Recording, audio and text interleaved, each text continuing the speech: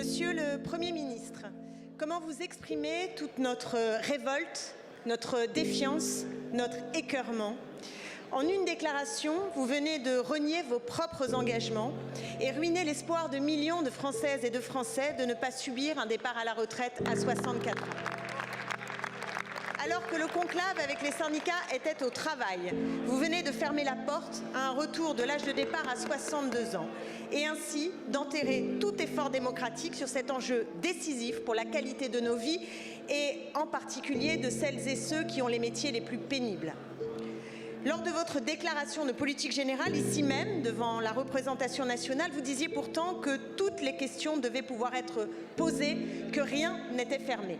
Je sais que les promesses n'engagent que ceux qui les écoutent, mais là, vous abîmez encore davantage une parole institutionnelle agonisante, vous écrasez la volonté des Français, vous piétinez les syndicats, vous méprisez l'avis de l'Assemblée nationale qui aurait dû être saisie depuis fort longtemps.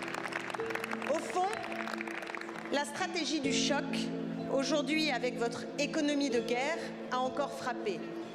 Monsieur le Premier ministre, si nous devons nous défendre, c'est d'abord contre une vision du monde qui repose sur la loi du plus fort, la marchandisation de tout et n'importe quoi, la violation de la démocratie. Face à Trump, face à Poutine, c'est précisément un autre choix de société que nous devons affirmer et donner à voir, celui du progrès humain, de la passion de l'égalité, de la mise en commun, de la démocratie active, c'est ce que j'appelle l'esprit public.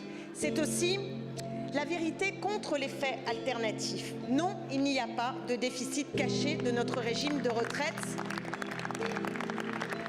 La justice sociale, nous pouvons la financer. Alors, Monsieur le Premier ministre, allez-vous revenir sur votre déclaration qui sonne comme une nouvelle déflagration?